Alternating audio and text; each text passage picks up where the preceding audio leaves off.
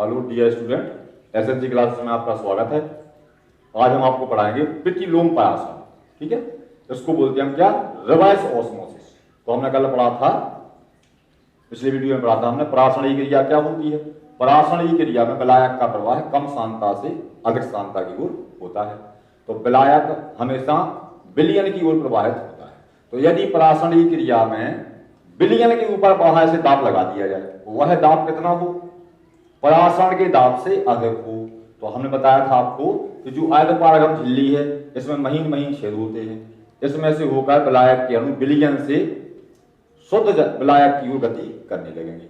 मतलब ये क्रिया कैसी होगी, परासरण के विपरीत होगी। इसलिए इसे कहते हैं हम क्या, प्रतिलोम परासरण। इसका एक नाम और है व्युत्क्रम परासरण।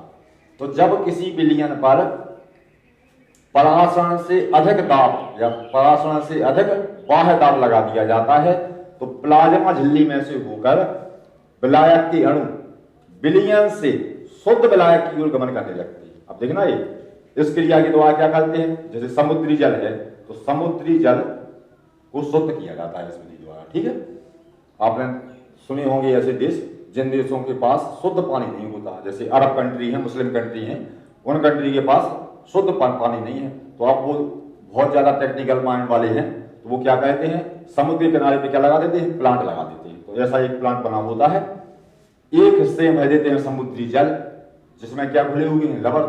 समुद्री पानी कैसा होता है, खारा, जिसमें लवण की मात्रा अत्यधिक होती है। तो ये क्या बन गया बेटा, ये बन गया विलयन, कैसा, अधिक सांद्र। ठीक है, और यहां पर लगा देते हैं बाह्य दाब लगाने के लिए क्या, पिस्टन। बाह्य दाब की दिशा देखो बेटा, ये होती है, ये हो गया कौन सा दाब, बाह्य दाब। ठीक है, और यहां पर क्या हो गया, शुद्ध जल। तो जब पिस्टन पर दाब लगाया तो क्रिया शुरू होगी आयतपारगम झिल्ली द्वारा, तो क्या होगा, विलायक का प्रवाह, ये शुद्ध जल है, तो अपने आप क्या होगा, कम सांद्रता से अधिक सांद्रता की ओर होने लगेगा। उसी समय क्या करेंगे हम, पिस्टन से दाब लगा देंगे। तो इतना बाह्य दाब लगाया जाए, ठीक है, कि वह दाब परासरण से क्या हो जाएगा, विपरीत हो जाएगा। तो इस अवस्था में आयतपारगम झिल्ली में से होकर लवणीय जल में से जल के अणु शुद्ध जल की ओर गमन करने लगेंगे, और यहां पर हमें शुद्ध जल प्राप्त हो जाएगा। तो ये क्रिया चूंकि परासरण की विपरीत है, परासरण कैसी होती है, परासरण की क्रिया होती है राइट से लेफ्ट की ओर। माने शुद्ध जल कैसा हो गया, ये हो गया कम सांद्र, माने पतला है ना, ये हो गया कम सांद्र, तो ये कैसा हो गया, अधिक सांद्र। तो परासरण होता है इस साइड, लेकिन हमने बाह्य दाब लगा दिया। कितना बाह्य दाब लगा दिया, परासरण से अधिक बाह्य दाब लगा दिया। तो ये क्रिया कैसी हो गई, परासरण की विपरीत हो गई। तो इस क्रिया द्वारा जल का विलवणीकरण किया जाता है। विलवणीकरण माने समुद्री जल में से लवण को हटा दिया जाता है, जिससे शुद्ध पीने का पानी प्राप्त हो जाता है। यह परासरण प्रतिलोम परासरण कहलाता है। आपको नॉलेज के लिए रखना है, रिवर्स ऑस्मोसिस। इसी परासरण को हम बोलते हैं व्युत्क्रम परासरण। क्या बोलते हैं, व्युत्क्रम परासरण। वो एक बात और गौर करना कि जो ये बच्चे बोलते हैं कि सर प्लाज्मा झिल्ली टूट जाएगी, प्लाज्मा झिल्ली कैसी होती है, कमजोर होती है। तो क्या कहते हैं, प्लाज्मा झिल्ली जहां से पानी पास होता है वहां पर जालीदार कॉपर होता, तांबे की प्लेट लगी होती है, जालीदार ऐसी, जिसमें जाली होती है।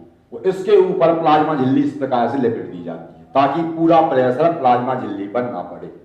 बच्चे बोलते समझ में नहीं आया तो आप समझें, अगर आपसे कहें कि कागज में पानी भर दो 2 लीटर, तो नहीं भर पाएंगे। आप भरेंगे तो कागज है ना फट जाएगा, इतना प्रेशर वो सहन नहीं कर पाएगा। और अगर उसी कागज को आप आटा छानने वाली छन्नी में बिछा दें, तो ऊपर से 1 लोटा पानी भरें, तो आप क्या देखेंगे, पानी आ पाया तो हो जाएगा कागज में से, लेकिन कागज का टुकड़ा फटेगा नहीं।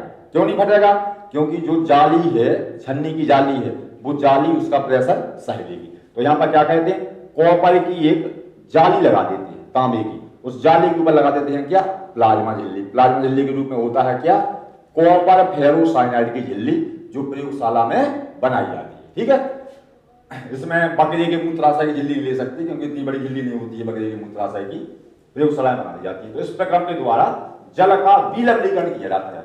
लिख देते हैं, जल का विलवणीकरण किया जाता है,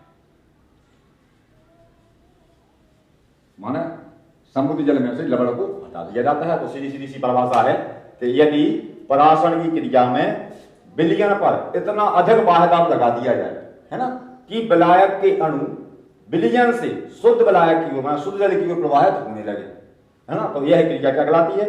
प्रतिलोम प्रयास कहलाती है। ठीक है, इसके बाद बताते हैं आपको क्या बर्कले हेडले विधि। डियर स्टूडेंट, इसके बाद हम लाए हैं आपके लिए बर्कले हेडले विधि, जो वेरी मोस्ट है ना। ये लगभग 1 या 2 साल जाते हो, हर साल लगभग ये आती है मेथड। तो बिल्कुल सिंपल है ना। हम प्रश्न नहीं लगा पाए आपको इसलिए क्योंकि डायग्राम ही बहुत बड़ा है, बोर्ड में बन नहीं रहा, इसलिए आप लोगों को नोट कर लेना है कि पराशर दाब का मापन किस प्रकार किया जाता है, या फिर पराशर दाब के मापने की बर्कले हेडले मेथड या बर्कले हेडले विधि को समझाइए। प्रश्न क्या हो गया?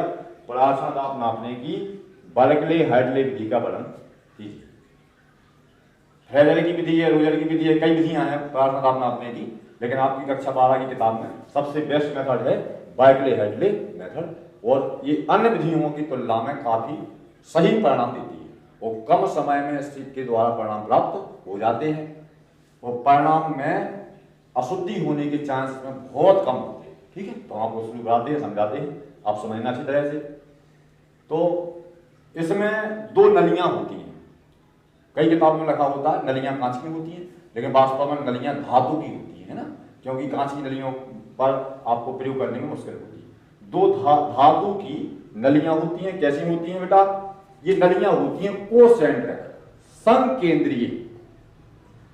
संकेंद्रीय बेलनाकार नलियां होती हैं, बेलन के आकार की। अब इसका चित्र हम आपको 3D में बता नहीं पा रहे हैं, है ना। तो आप तो ये दिमाग लगाइए, ये ऊपर की नली है जो बड़ी है जिसमें विलयन भरा है, ये गोलाकार की होगी, उसके अंदर एक छोटी सी नली होगी जो भी गोलाकार की होगी, है। तो इसमें 2 संकेंद्रीय नलियां होती हैं जो काय की बनी होती हैं, प्रायः गनमेटल की या तांबे की बनी होती हैं। ठीक है, बड़ी नली के अंदर बीच में संकेंद्रीय, बोला ना संकेंद्रीय, माने बड़ी नली के केंद्र में छोटी नली फिट हो जाती है, जो छोटी स्मॉल ट्यूब है ये फिट हो जाती है। छोटी नली में ऊपर की ओर चारों ओर, तो गोल होगी चारों ओर, गोल करें आप, तो इस गोलाई में चारों ओर क्या होते हैं? छेद होते हैं। जिन छेदों के ऊपर प्लाज्मा झिल्ली लपेट दी जाती है। ये नली इसलिए लगाई है ताकि प्लाज्मा झिल्ली टूट ना जाए। ठीक है, हमने बताया था आपको नली में महीन महीन छेद होते हैं, है ना, जिसके ऊपर प्लाज्मा झिल्ली लपेट देते हैं। जब हम पिस्टन में प्रेशर लगाएंगे तो अगर यहाँ पर नली ना होती तो प्लाज्मा झिल्ली बहुत कमजोर होती है, बताया था हमने अभी आपको, तो बहुत शीघ्रता से वो टूट जाएगी। इसलिए क्या कहते हैं, छेद होते हैं, छेद के ऊपर प्लाज्मा झिल्ली लपेट देते हैं। प्लाज्मा झिल्ली के रूप में कृत्रिम प्लाज्मा झिल्ली कॉपर फेरोसाइनाइड का उपयोग किया जाता है। ठीक, अब जिस विलयन का आपको पराशर दाब ज्ञात करना है उसे हम बड़ी नली में भर देते हैं। ठीक है, ये प्रश्न आता है, बच्चे बोलते कि सर वो इसमें भर देते हम क्या? शुद्ध जल माना विलायक। तो बच्चे बोलते सर यहां से डाल लेते हैं विलायक, विलयन कहां से डालेंगे? तो ये जो पिस्टन लगी, पिस्टन निकाल के यहां से विलयन इसमें डाल दिया जाता है। ठीक है, तो जिस विलयन का आपको पराशर दाब ज्ञात करना है, सबसे पहले आपने क्या किया? विलयन भरा, पानी नहीं भरा, पानी भरेंगे हम कब? बाद में। यहां पर है ये वाटर रिजर्वर। वाटर रिजर्वर को क्या बोलेंगे? हिंदी में बोलेंगे शायद जल संग्राहक, जो जल का क्या कहता है? संग्रह। रिजर्व माने संग्रह करना वाला। इसमें भर देंगे पानी। अब जो छोटी संकेंद्रीय नली होती है, छोटी संकेंद्रीय नली के एक सिरे पर लगा देते हैं केस का नली। क्या लगा देते हैं? केस का नली लगा देते हैं। इसको बोलते हैं इंग्लिश में कैपिलरी ट्यूब।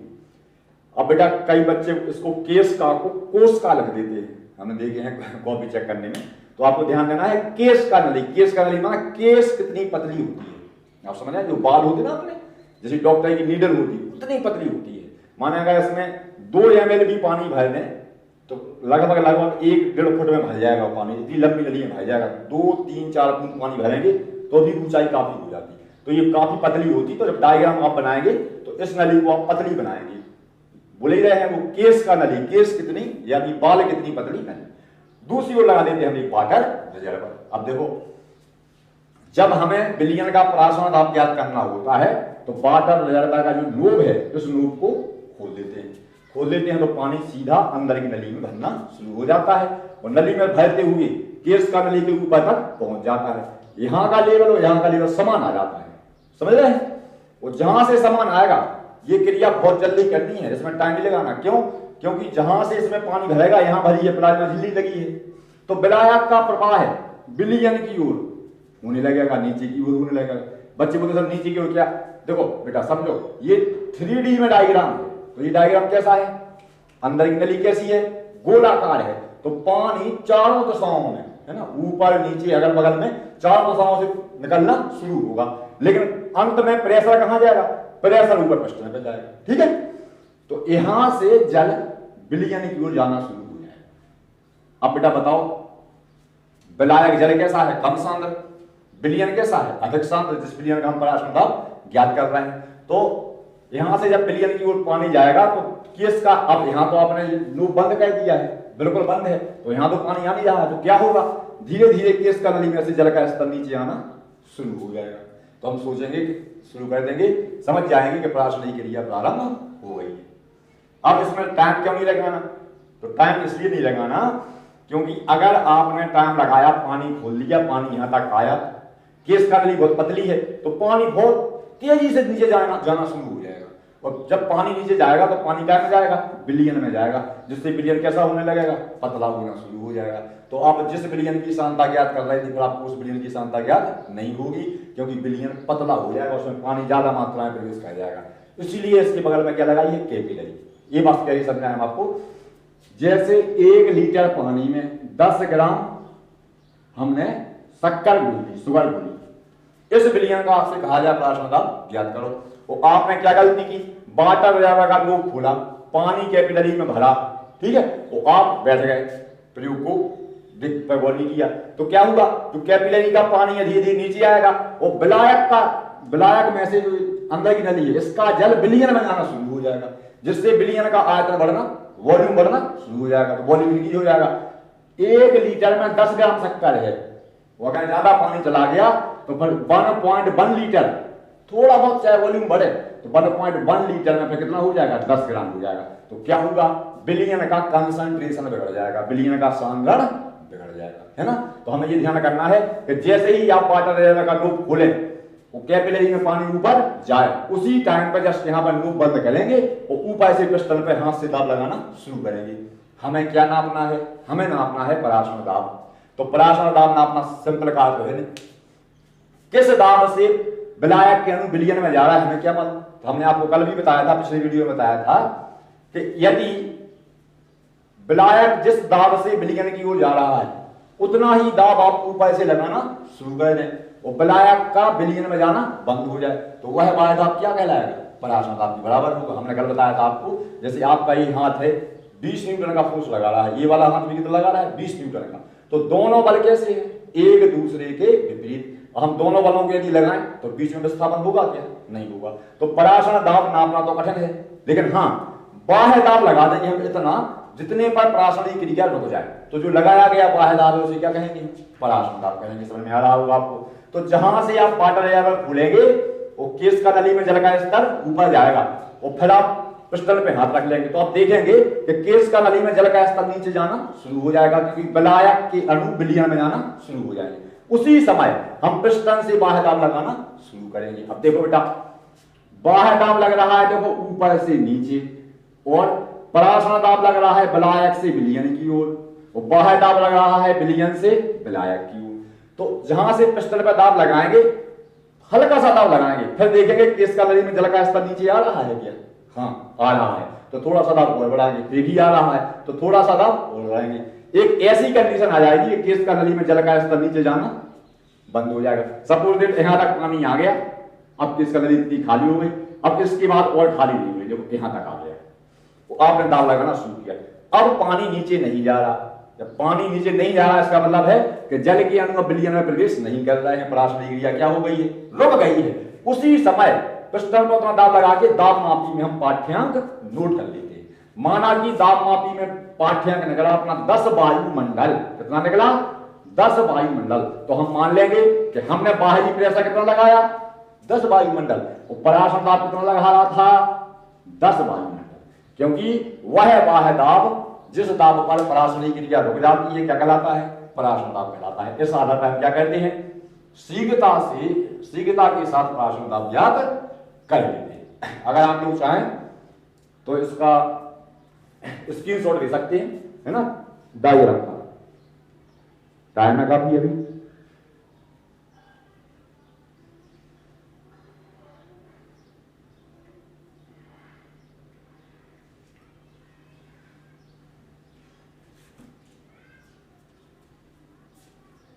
अब मैंने एक बार फिर बता रहे हैं आपको, फिर से गौर कर लें अगर आपको समझ में नहीं आया तो कैसे लिखना है भाषा।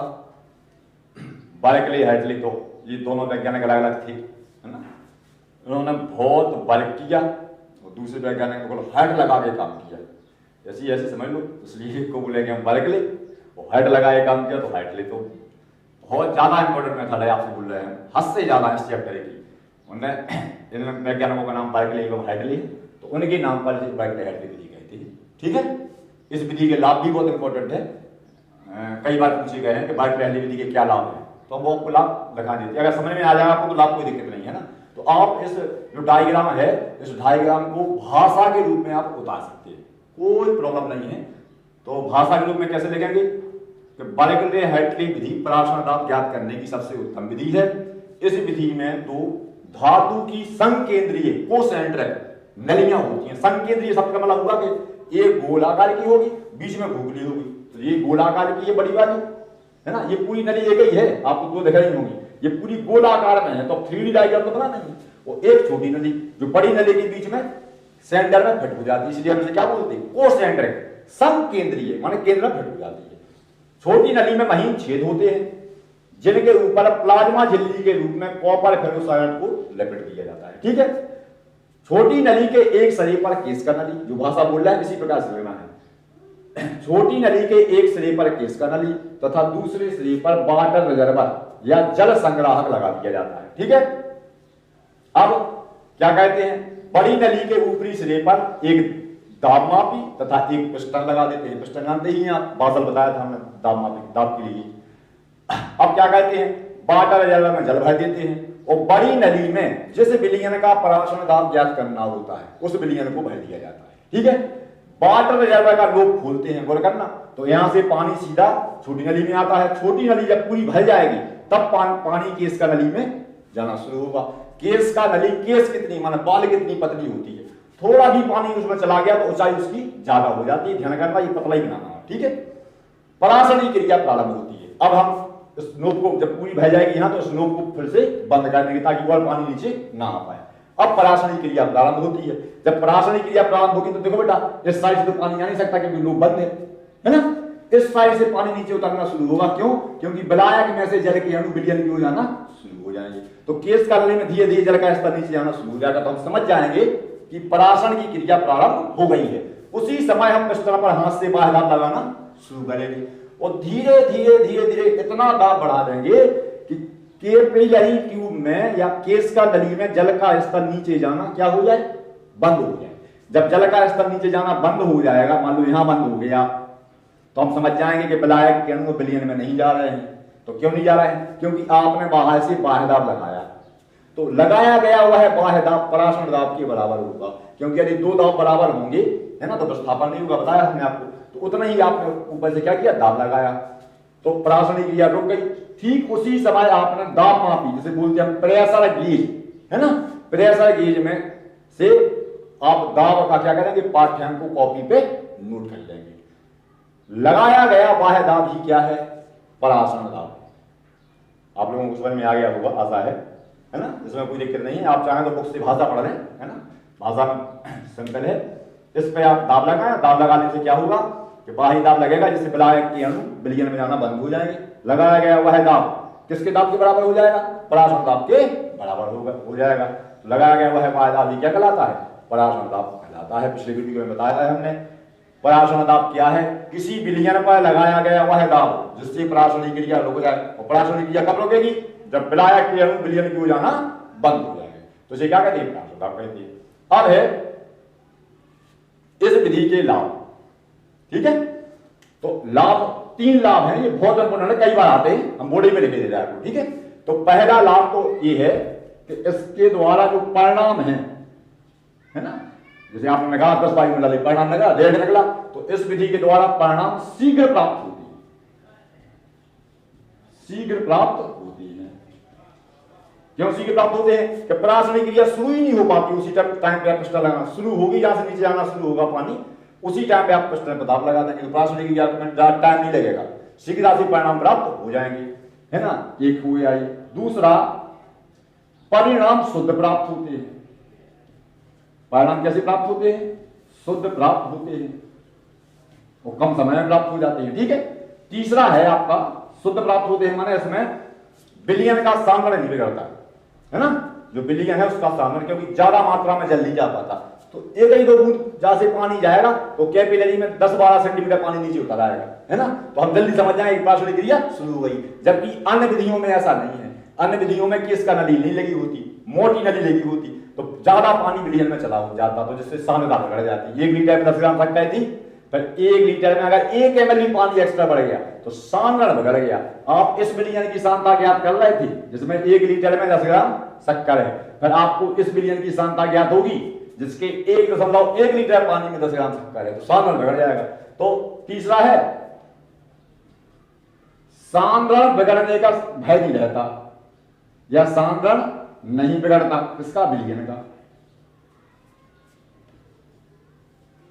और एक और है इसका चौथा। और विधियां जो बेटा हैं, उन विधियों में क्या है प्रॉब्लम, कि जब हम बाह्य दाब लगाते हैं तो बाह्य दाब लगाने पर इतना बाह्य दाब लग जाता है कि यहां पर ये जो प्लाज्मा झिल्ली है, प्लाज्मा झिल्ली किसी धातु की नली के ऊपर नहीं लगती होती, सीधी प्लाज्मा झिल्ली लगी होती है। तो जहां से आप ऊपर से दाब लगाते हैं तो प्लाज्मा झिल्ली टूट जाती है। इस विधि का एक लाभ है कि अंदर की नली में ऐसे ऐसे छेद होते हैं, ये अंदर की नली, इसके बीच में क्या होते हैं? छेद। इन छेदों के ऊपर से प्लाज्मा झिल्ली ऐसी लपेट दी जाती है, जिससे पूरा प्रेशर नली के ऊपर पड़ जाता है, प्लाज्मा झिल्ली टूटती नहीं है। तो चौथा इसका लाभ है कि प्लाज्मा झिल्ली या अर्धपारगम झिल्ली टूटने का भय नहीं रहता। प्लाज्मा झिल्ली टूटने का भय नहीं होता, इस विधि में भय नहीं। तो ध्यान करें आप, ये हो गया क्या? बैकले-हैडले विधि के लाभ। पहला लाभ, इस विधि के द्वारा परिणाम शीघ्र प्राप्त हो जाते हैं। दूसरा, परिणाम शुद्ध प्राप्त होते हैं, है ना, क्योंकि सांद्रण नहीं बिगड़ता। तीसरा ये हो गया सांद्रण नहीं बिगड़ता, जिस विलयन का आपको पराशर दाब ज्ञात करना है उसी विलयन का पराशर दाब। हाला 1-2 बूंद तो देखो पानी चला जाएगा, तो परिणाम जो आप कह रहे हैं 100%, तो इसके द्वारा 100% परिणाम तो प्राप्त नहीं होगी, लेकिन हाँ 99.98% परिणाम आपको शुद्ध प्राप्त होंगे। तो तीसरा, चौथा, जब हम पिस्टल पर दाब लगाते हैं तो पूरा दाब अंदर की नली धातु की होती है, वो सह लेती है, जिससे प्लाज्मा झिल्ली या अर्धपारगम झिल्ली टूटने का भय नहीं होता। ये है बैकले-हैडले विधि के लाभ। हो सकता है केवल लाभ ही पूछे जाए, हो सकता है पूरी विधि। तो डायग्राम बनाएं और कम से कम लिखने का प्रयास करें, ठीक है। धन्यवाद। अब तो कम से कम ऐसा करो, आप लोग लाइक कर दो, सब्सक्राइब कर दो, है ना। और कई बार बोल चुके आप लोगों से, कमेंट बॉक्स में कमेंट जरूर करो, आप लोगों को समझ में आ रहा है कि नहीं आ रहा, कोई जानकारी नहीं मिल रही है, ठीक है। तो प्लीज़ लाइक, सब्सक्राइब, है ना, एंड कमेंट फास्ट, ठीक। धन्यवाद।